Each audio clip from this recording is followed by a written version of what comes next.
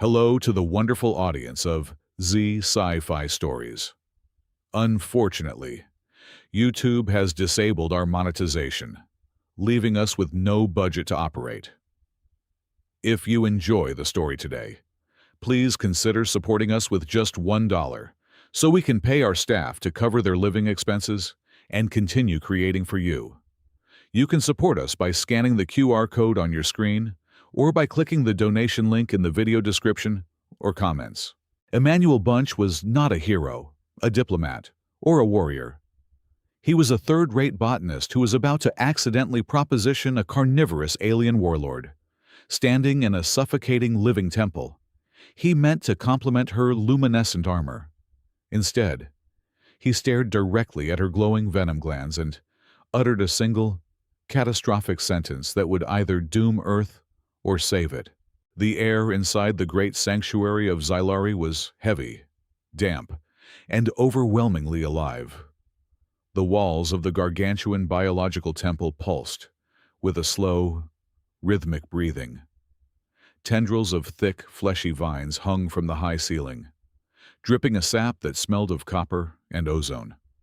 Emmanuel Bunch stood near the back of the Earth diplomatic delegation, desperately trying to control his own heart rate.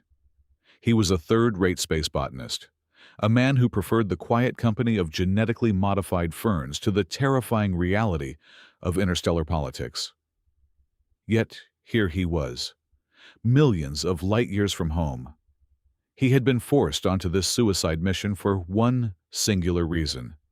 He was the only human subject who had successfully survived the surgical implantation of a neurobiotranslator without suffering a massive brain hemorrhage. The Earth delegation had come to Xylari to secure a desperate mining treaty. Earth needed the rare minerals buried deep beneath the roots of this savage world. The problem was the locals. The Xylari were a terrifying evolutionary nightmare, a hybrid of carnivorous plant life and reptilian apex predators. They operated under a brutal matriarchy where weakness was not just despised, it was consumed. The human diplomats stood in a tight, shivering cluster. They were surrounded by towering alien guards whose skin resembled thick, hardened bark and whose eyes burned with a cold, predatory hunger. The air grew thicker. The Xylari could smell fear, and the Earth delegation reeked of it. A sudden, sharp hiss echoed through the cavernous living chamber. The fleshy doors peeled back, revealing Queen Calith, the supreme commander of the Xylari military forces. She was a vision of lethal beauty and pure, unadulterated terror, towering over the humans. Her lithe, muscular form was covered in shimmering emerald scales that shifted like leaves in a violent storm. But the most striking feature of her terrifying visage rested upon her chest. Protruding outward like a pair of magnificent, armored crests were two distinct mounds.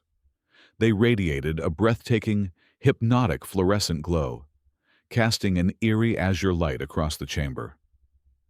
To the uneducated human eye, they looked like ornate ceremonial armor. Emmanuel, however, knew the terrifying truth. His botanical and biological briefings had warned him about those. They were not armor. They were engorged, hyperactive venom glands, capable of melting human bone into a liquid puddle in mere seconds. In Xylari culture, the size and luminescence of these glands were the ultimate symbol of the supreme authority and fertility of a predatory warrior. The silence in the temple became absolute.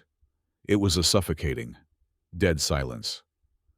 The lead human ambassador opened his mouth to speak, but vocal cords paralyzed by sheer terror refused to cooperate.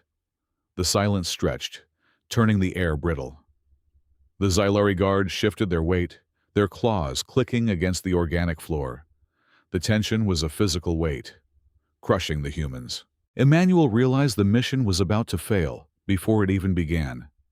Someone had to say something to break the deadly quiet.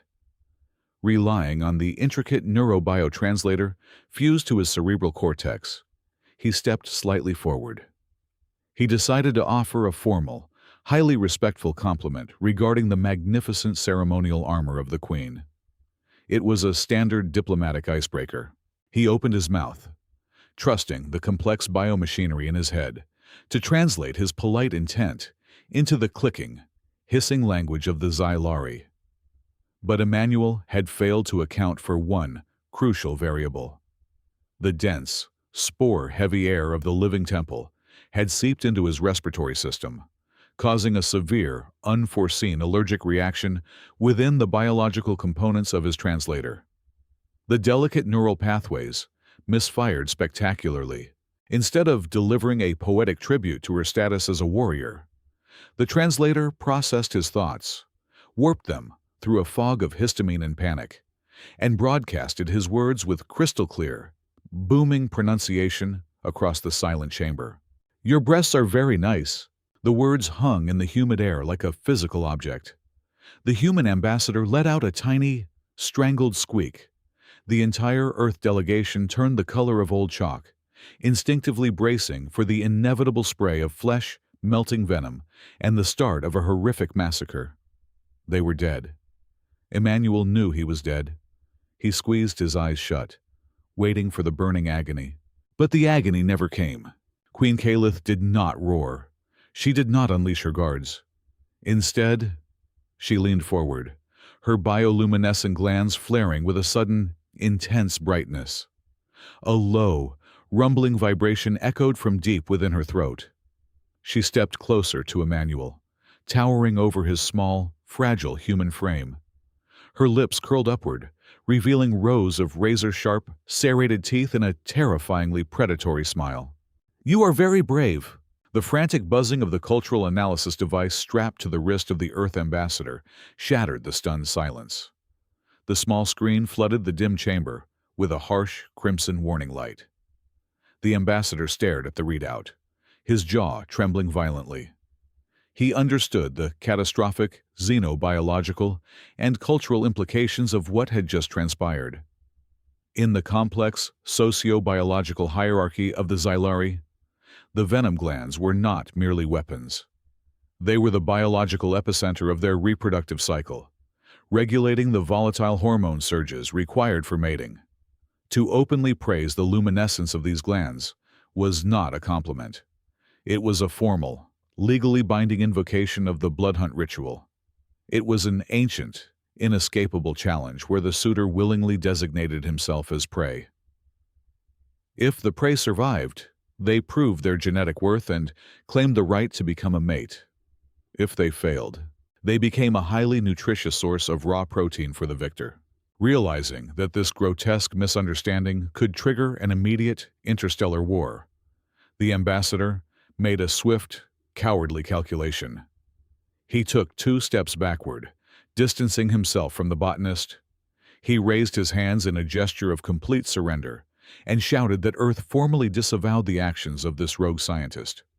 The delegation turned their backs, literally sacrificing one man to save billions. Before Emmanuel could even process the magnitude of this betrayal, 2 towering Xylari guards seized his arms. Their grip was like a vice of solid ironwood. He felt the terrifying strength of their fibrous, lignin-based muscle tissue as they hoisted him into the air. They dragged him away from the diplomatic sanctuary and hurled him deep into the bowels of the living temple. He was thrown into a quarantine cell, a damp, circular pit formed from thick, interlocking chitinous roots. The heavy organic door sealed shut behind him with a wet thud, plunging him into near-total darkness, save for the faint, sickly green glow of phosphorescent moss clinging to the damp walls. Emmanuel sat on the cold, fibrous floor, his mind racing through endless xenobiological equations, trying to find a logical explanation for his impending doom. Hours passed in suffocating silence. He knew the biological clock of a Xylari hunt. The adrenaline would be building in their system, altering their brain chemistry for the chase. Suddenly, the chitin roots sealing the entrance shifted and retracted. Queen Caliph stepped into the cell. In the confined space, the hypnotic, fluorescent glow of her venom glands illuminated the damp walls, casting long, menacing shadows. She moved with the silent, fluid grace of an apex predator, her emerald scales whispering against each other. Emmanuel scrambled backward until his spine hit the coarse wall. She looked down at him, her slit-like pupils dilating in the dim light. When she spoke, the neurobiotranslator in his brain relayed her words with terrifying clarity. "You are trembling, little botanist," she said, her voice a low, rhythmic purr that reverberated in his chest. "Your heart rate is erratic. Your sweat secretes fear pheromones. You know what you have invoked." Emmanuel swallowed hard, struggling to maintain a shred of scientific composure. He tried to explain that it was a catastrophic error, a severe histaminic reaction to the airborne spores that caused a neurolinguistic malfunction. Caliph interrupted him with a sharp, clicking laugh that sent a chill down his spine. "I am fully aware that your primitive biological processor malfunctioned," she stated flatly, leaning closer. "The concentration of fungal spores in the grand chamber was specifically elevated today. I knew your translator would fail the moment you open your mouth. I simply chose to accept your flawed translation as truth." Emmanuel stared at her, his scientific mind struggling to process this revelation. She knew. She had orchestrated the environment to cause the failure. "Why?" he whispered, his voice hoarse. The playful cruelty vanished from the eyes of the queen, replaced by a cold, calculating intellect that was far more terrifying than her physical strength. She crouched down to his level, the glowing venom sacs mere inches from his face. "Because my counsel is fractured," she whispered, her tone deadly serious. "There are factions within the High Command who hunger for the resources of your fragile blue planet. They view your species as nothing more than a minor infestation to be eradicated. A treaty of peace means nothing to them. They need a reason to launch the armada." She reached out, a single, clawed finger tracing the line of his jaw. "By invoking the blood hunt ritual, you have bound your fate to the oldest, most sacred law of our species. A law that even the High Council cannot break. You are no longer a diplomat or a scientist. You are my designated prey." Caliph stood to her full, intimidating height. The glow of her glands intensified, signaling a shift in her biological state from conversational to predatory. "You must survive 3 nights, she commanded, her voice echoing in the small cell. 3 nights of the hunt. You will be hunted through the deepest, most lethal zones of our world. If you perish, your weakness will prove that your species is unworthy of existence, and your entire solar system will be turned to ash before the end of the lunar cycle. But if you survive, you will force them to recognize you as an equal. You are the pawn I needed to stall the war." She turned and walked toward the exit, the chitin roots parting to let her pass. Before stepping out into the dark corridor, she cast one final glance over her shoulder. "Do not die on the first night, Emmanuel Bunch. I would find that incredibly disappointing." The door sealed shut once more, leaving Emmanuel alone in the glowing dark. He was no longer a victim of a quirky, interstellar mating ritual. He was the central piece in a massive, brutal political chess match, and the survival of every living soul on his home planet rested entirely on his ability to outrun a monster. The descent into the first trial was not a physical fall, but a plunge into a sensory nightmare. The Xylari guards dropped Emmanuel into a subterranean biome known as the Forest of Memories. It was an impossibly vast, underground fungal ecosystem that thrived in the pitch-black depths of the planet. As his boots touched the spongy, porous ground, the environment reacted to his presence. Bioluminescent mycelium, glowing in sickly hues of violet and bruised yellow, began to crawl up the massive, towering stalks of giant mushrooms. The air was thick, tasting of copper, decay, and an intoxicating sweetness that made his head spin. The geometry of the forest felt profoundly wrong. The colossal fungal structures seemed to twist and bend, defying the laws of gravity and optical physics. creating a claustrophobic maze that warped reality itself. Emmanuel forced himself to breathe slowly, counting his heartbeats, trying to recall every xenobotanical text he had ever consumed. He knew the dark reputation of this place. The forest of memories did not hunt with teeth or claws. It hunted with the mind. The entire biome was a singular, massive neural network, a predatory organism that survived by releasing highly potent, psychoactive spores. These microscopic biological agents were designed to infiltrate the respiratory system of the prey, map the neural pathways of their cerebral cortex, and physically manifest their deepest, most paralyzing fears. Within a matter of minutes, the heavy atmosphere began to work. Emmanuel felt a cold, creeping numbness taking root at the base of his skull. The violet glow of the fungi flickered, suddenly shifting into the harsh, sterile white light of a hydroponic laboratory. The damp, earthy smell of the alien planet vanished completely, replaced by the sharp metallic tang of recycled oxygen and the sickening, sweet stench of rotting vegetation. He was no longer standing on the alien world of Xylari. He was standing in the exact center of Sector 4, on the orbital agricultural station of Series 7. It was the precise location and the exact moment his life had been destroyed 5 years ago. The towering fungal stalks dissolved seamlessly into rows of shattered containment tubes. All around him, the ghosts of his past materialized with terrifying, hyper-realistic detail. He saw the black, necrotic slime rapidly consuming the genetically modified wheat crop. He heard the blaring, deafening sirens of the famine alert, a dreadful sound that had haunted his nightmares for almost 2,000 days. He saw the hollow, starving faces of the colonists peering through the reinforced glass of the main greenhouse, their eyes filled with bitter accusation and absolute despair. It was his mathematical formula, his experimental nutrient compound, that had unexpectedly mutated the local bacteria and caused the catastrophic blight. He had starved an entire sector. This was the crushing weight of his ultimate professional and moral failure, the agonizing guilt that had resulted in his permanent, shameful exile to the farthest edges of the known galaxy. A spectral figure formed from the glowing mist directly in front of him. It was the station commander, his face contorted in pure rage, stepping forward to deliver the official verdict of exile. The apparition raised a decaying hand, reaching for the throat of the trembling botanist. Panic, cold, and utterly primal, seized the chest of Emmanuel. His heart rate skyrocketed to a dangerous rhythm. The living forest responded immediately to the sudden surge of cortisol and adrenaline flooding his bloodstream.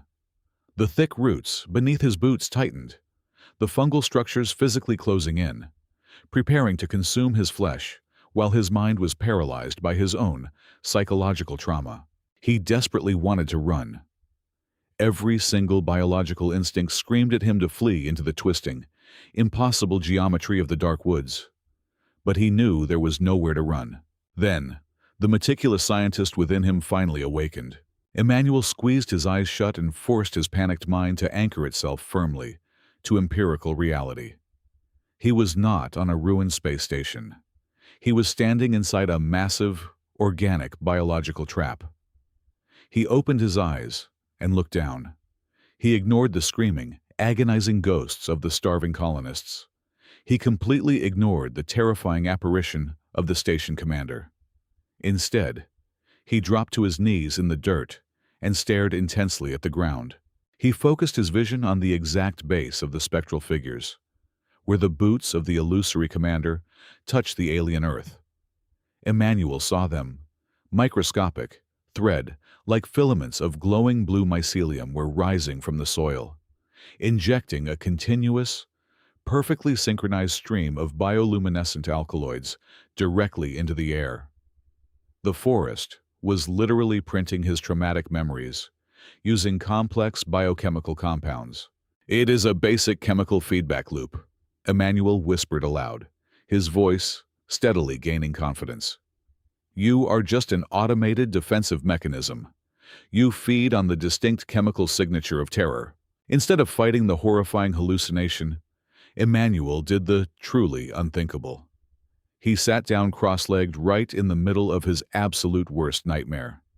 He reached out with a trembling hand and gently, almost affectionately, touched the glowing blue filaments, projecting the image of his greatest failure. He did not reject his massive guilt.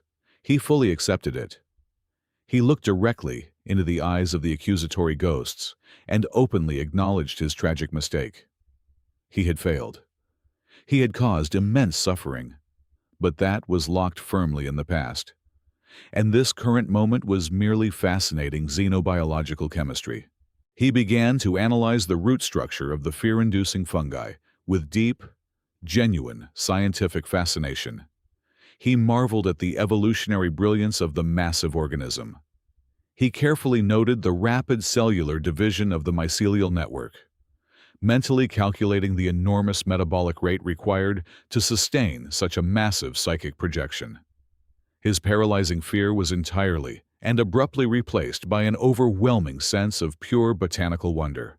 The biological neural network of the ancient forest was entirely unprepared for this unprecedented reaction. It was evolutionarily designed to process the frantic, chaotic chemical spikes of violently fleeing prey.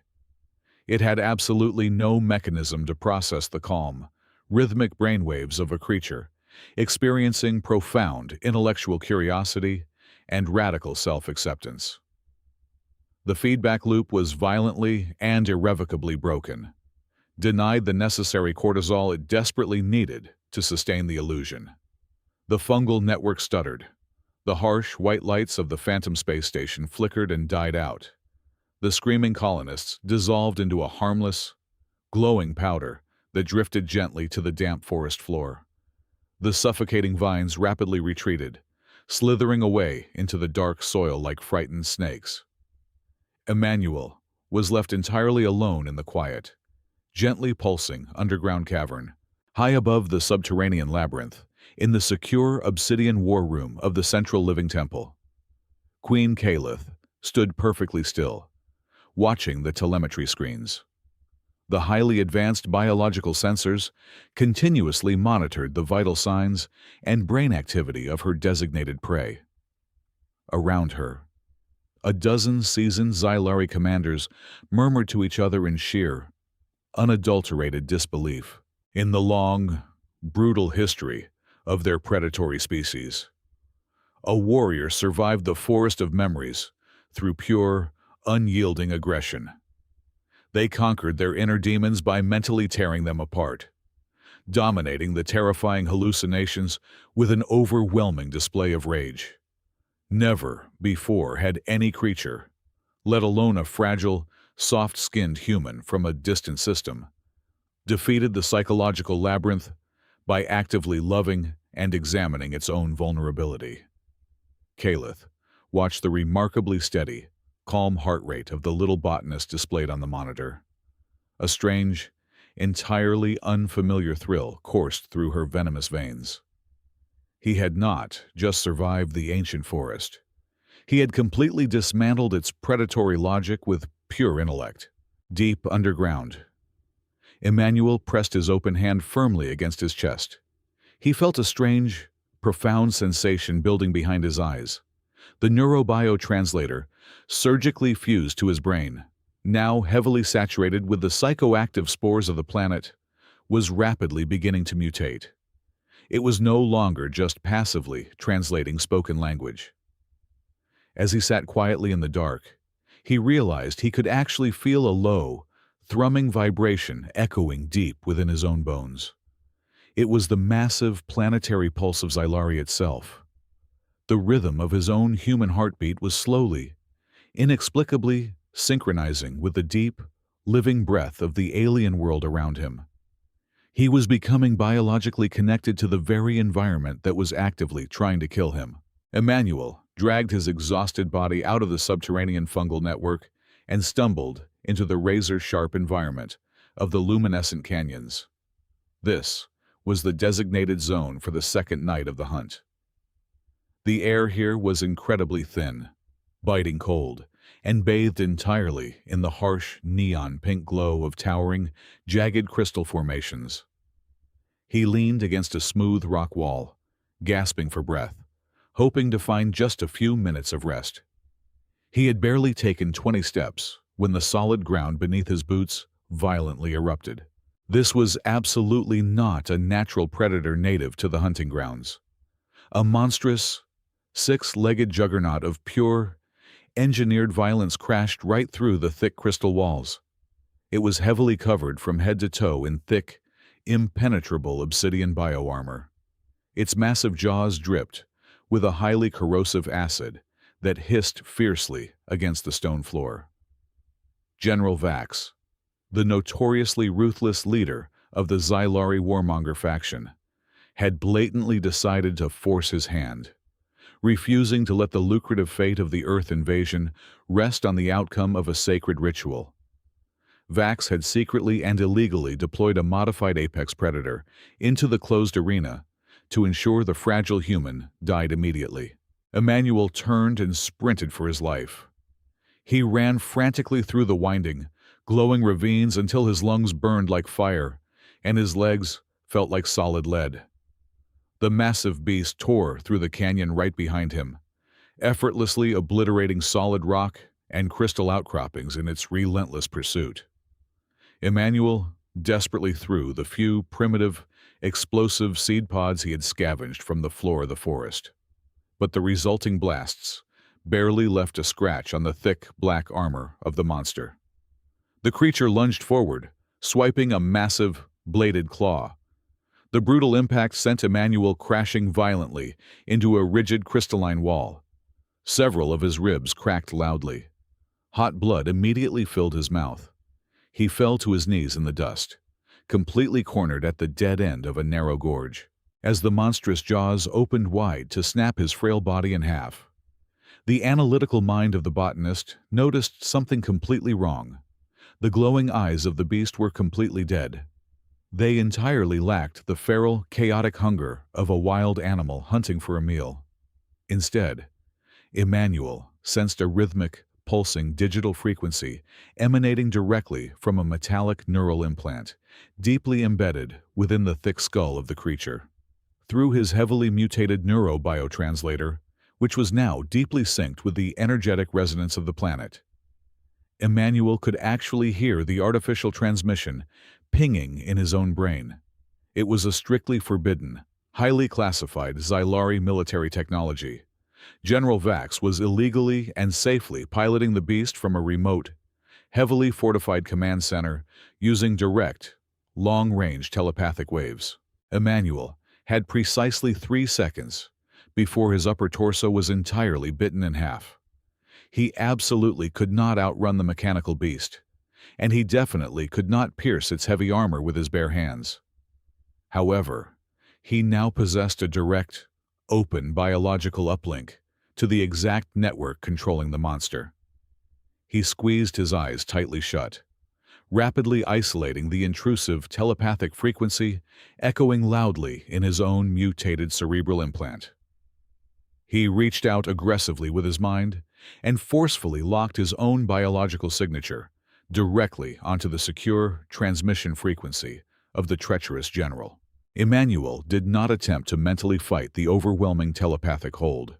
Instead, he completely reversed the directional flow of the connection. He actively weaponized his own fragile, profoundly terrified human biology. He threw open his mental floodgates and dumped the absolute, raw, unfiltered intensity of human panic directly into the receiving neural implant of the beast. He forcefully transmitted the agonizing, suffocating sensation of his own failing, violently racing heart. He projected the blinding pain of his broken ribs and the sheer, unadulterated existential dread of a fragile prey species that knew it was seconds away from a gruesome death. The sudden, massive sensory overload of complex human terror was utterly foreign to the cold, calculating militaristic mind of Vax, and it was completely devastating to the simple, genetically engineered brain of the beast. The enormous creature froze rigidly, mid-strike. A sickening, high-pitched whine abruptly erupted from its skull implant. The monster convulsed violently, and thick black blood began pouring heavily from its dead eyes. The sheer, overwhelming volume of raw human panic had instantly triggered a massive, catastrophic stroke within its artificial cerebral cortex. The armored juggernaut collapsed heavily onto the dusty canyon floor, completely lifeless.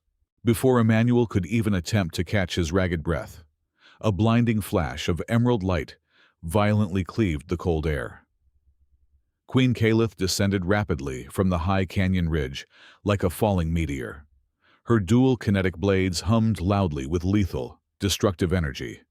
With one fluid, incredibly brutal motion, she decisively severed the massive head of the dead beast, holding it high up as undeniable, bloody proof of the political treachery. She looked down carefully at the battered human botanist. Her venom glands were now aggressively pulsing, with a furious, blood-red warning light, instead of their usual calming azure. By directly and physically intervening in the arena, and by actively striking down the beast, she had officially and very publicly violated the most sacred, unbreakable law of non-interference regarding the blood hunt ritual. There was absolutely no going back now.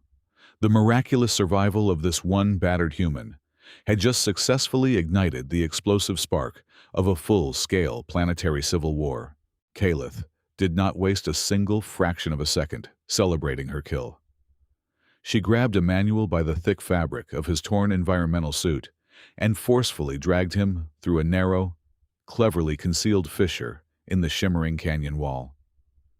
They tumbled aggressively into a dark, damp, subterranean cave, hidden far beneath the orbital surveillance arrays of the military command. The heavy rock formation slid shut behind them, sealing them in absolute, claustrophobic darkness. Emmanuel collapsed heavily onto the cold stone floor, coughing up hot blood and gasping desperately for oxygen. He expected her to immediately explain why she had violently broken the sacred rules of the hunt. Instead, she reached into her tactical belt and activated a localized spherical jamming field that bathed the small cavern in a dull, static gray light, cutting them off from the rest of the planet. "Listen to me carefully, human," Caliph commanded, her voice entirely devoid of its usual predatory warmth. It was now cold, sharp, and strictly calculating. "You have exactly one right to know the truth before the final phase begins. Your entire diplomatic mission is a complete and utter fabrication. The High Council never had any intention of signing a mining treaty with your fragile world." Emmanuel stared up at her in shock, wiping the thick grime from his bruised face. The neurobiotranslator in his skull pulsed painfully as her harsh words hit him. "By the end of this week," she continued, her emerald scales dimming to a solemn, dark hue, "the entire Xylari Armada will launch a coordinated, unprovoked extermination protocol against your solar system. The diplomatic negotiations were nothing but a tactical decoy. A simple, highly effective method to lull your planetary defense fleets into a state of vulnerable complacency while our heavy cruisers maneuvered into optimal firing positions. Earth is formally scheduled for total biological annihilation." The sheer scale of the revelation hit Emmanuel like a physical blow to his sternum. The entire fate of billions of human lives had been hanging by a frayed thread, while oblivious diplomats smiled and shook hands over a fake document. However, Caliph paced the confined space, her lethal kinetic blades still humming faintly with residual energy. "There is a secret faction within the Council, a silent minority who strongly believes that continuous, unchecked genocide will eventually consume our own civilization. I am the leader of that underground peace faction. But we completely lack the military votes to openly stop the Armada. We desperately needed a loophole, a binding, inescapable legal mandate to force their hand." She stopped pacing and looked directly down at the broken botanist. The supreme law of the ancestors dictates one absolute rule regarding the blood hunt ritual. If a reigning queen successfully concludes a hunt by formally bonding with a member of an alien species, that specific species is immediately and irrevocably elevated to the status of a divine ally. Any act of aggression against a divine ally is considered supreme heresy. It would instantly paralyze the High Council and permanently halt the planetary invasion. Emmanuel slowly pushed himself up to a painful sitting position. His mind, highly trained to observe complex botanical systems, rapidly connected the horrifying political dots. "You needed a volunteer," he whispered, his voice trembling violently with a mixture of absolute awe and growing fury. "You needed an alien to publicly challenge you, but no human diplomat in their right mind would ever intentionally invoke a savage deathmatch with a warlord." Kalith knelt beside him, her expression completely unreadable and terrifyingly calm. "Exactly. That is precisely why I did not wait for a volunteer. I selected a convenient, vulnerable fool." She pointed a sharp, clawed finger directly at his temple, right where the delicate neurobio implant was surgically fused to his brain. "Your biological translator was not malfunctioning because of random fungal spores in the Great Temple. I personally engineered that specific atmospheric mixture. I purposefully flooded the diplomatic chamber with a highly concentrated, synthetic neuropheromone. It was biologically designed to penetrate your respiratory system, bypass your weak immune defenses, and actively hack the linguistic processing center of your cerebral cortex. I literally forced your brain to mistranslate your polite diplomatic greeting into the most offensive, legally binding challenge possible. I made you say those exact words." The horrifying truth crushed Emmanuel with the heavy weight of a collapsed star. He had agonized endlessly over his foolish mistake. He had genuinely believed he was solely responsible for starting a catastrophic interstellar incident. Now, he realized he was nothing more than a disposable pawn, a helpless biological puppet manipulated in a massive, ruthless game of planetary chess. A profound, searing anger boiled up fiercely inside his chest, temporarily overriding the agonizing pain in his broken ribs. He had been violated on a deep, neurological level by the very creature who claimed to be saving his world. Before Emmanuel could even begin to scream his absolute outrage, the thick stone wall of the hidden cave suddenly exploded inward with a deafening roar. Piercing alarms instantly shattered the heavy silence as massive chunks of heavy rock rained down dangerously around them. Through the thick, smoking breach in the cavern wall stepped General Vax. He was flanked tightly by a dozen elite, heavily armed shock troopers, their military plasma rifles aimed directly at the head of the Queen. Vax sneered viciously, his heavily scarred face twisting into a terrifying mask of pure, victorious malice. "Treason!" Vax hissed loudly, his cruel voice mechanically amplified by his heavy tactical armor. "You have actively conspired with the prey.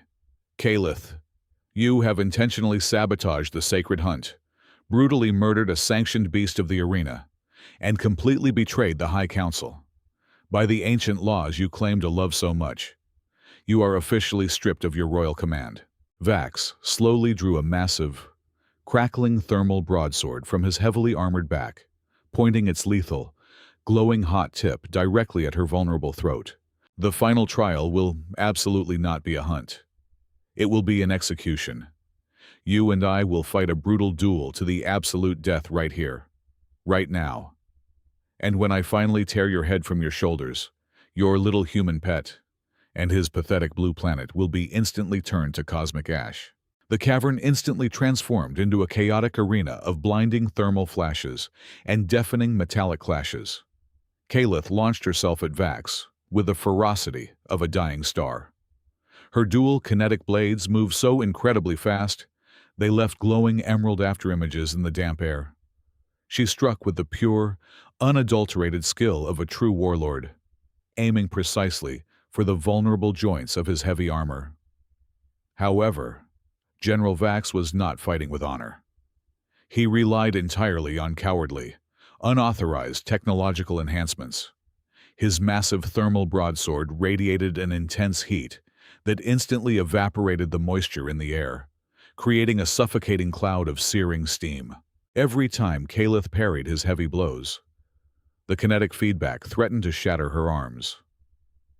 Vax laughed a cruel, mechanical sound, pressing his overwhelming technological advantage. He activated a set of micro-thrusters on his boots, violently propelling himself forward and slamming his massive armored shoulder directly into her chest. Kalith was thrown backward, crashing brutally into the thick, fibrous roots of the ancient tree that anchored the ceiling of the cavern, before she could recover her footing. Vax swung his thermal blade in a wide, devastating arc. Kalith barely dodged, but the searing tip of the sword violently slashed directly across her left venom gland. A horrific, high-pitched shriek escaped her lips, highly volatile. Glowing blue biological fluid immediately erupted from the deep wound, sputtering aggressively against the cavern floor. Kalith collapsed to her knees, her bioluminescence flickering dangerously like a dying candle in a violent storm. The lethal strike to her primary biological energy center had critically crippled her. Emmanuel watched the horrific scene from the shadows, his heart pounding a frantic rhythm against his broken ribs. The ancient law of the blood hunt was absolute. If the prey interfered in any physical way with the duel, the sacred hunt was instantly nullified. The blood pact would be completely voided, and the Earth extermination protocol would proceed unopposed. But if he stood there and did absolutely nothing, Kalith would be slaughtered, and his planet would burn anyway. The human botanist faced the ultimate, impossible choice. He stared at the gloating general standing over the fallen queen. Then, Emmanuel looked down at the massive, pulsating roots of the sacred tree winding across the stone floor. His highly trained scientific mind made a rapid, insane calculation. He did not need a weapon. He needed biology. Emmanuel reached into his torn environmental suit and pulled out a small, standard-issue botanical sampling knife. Without a single moment of hesitation, he firmly gripped the sharp blade and violently sliced open the palm of his own hand. Warm, red human blood immediately welled up, dripping steadily onto the dusty stone. He stepped entirely out of the shadows and walked directly into the center of the deadly battlefield. Vax turned his heavily armored head, raising his thermal sword to instantly vaporize the foolish human. But Emmanuel ignored the general completely. He dropped to his knees and forcefully slammed his bleeding, injured hand directly against the exposed breathing root of the ancient sacred tree. The reaction was absolutely instantaneous and spectacularly violent. The vast ecosystem of Xylari was built upon a delicate balance of native venom and chemical control. However, human blood carried millions of microscopic earth bacteria and aggressive white blood cells that were entirely alien to this pristine environment. As the human blood seeped deep into the biological network of the tree, it acted like a massive, organic computer virus. The ancient root system shrieked silently, forcefully rejecting the foreign contaminant by triggering a massive, planetary electromagnetic purge. A blinding pulse of raw, biological energy erupted violently from the floor. It completely bypassed organic tissue, but absolutely decimated artificial circuitry. The illegal cybernetic implants and advanced technological armor worn by Vax short-circuited simultaneously with a deafening pop. The micro-thrusters exploded. The thermal broadsword sparked wildly and died, turning into a useless, heavy slab of cold metal. The general was instantly paralyzed, trapped tightly inside his own dead, heavy suit. Kalith seized the brief, miraculous opening. With a final, agonizing surge of pure willpower, she lunged forward, She drove both of her kinetic blades directly through the weakened, unpowered neck joints of the armor, cleanly decapitating the traitorous general. The heavy, headless body of Vax crashed loudly to the ground. Kalith stood victorious for exactly 2 seconds, before the massive biological energy drain overtook her. She collapsed heavily onto her back, gasping for breath. The glowing blue fluid continued to pour rapidly from her severely severed venom gland.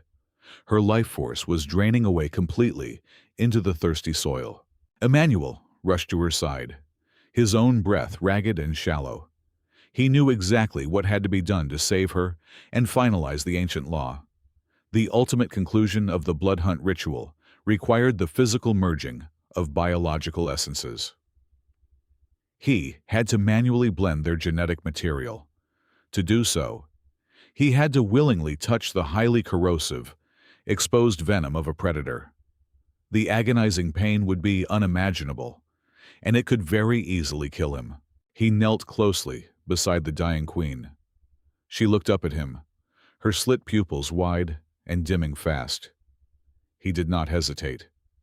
Driven by an absolute, profound act of voluntary courage, Emmanuel reached out his heavily bleeding, lacerated hand and placed it firmly, directly onto her open, agonizing wound.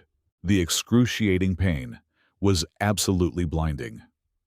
It felt as though he had plunged his bare hand directly into the core of a burning sun.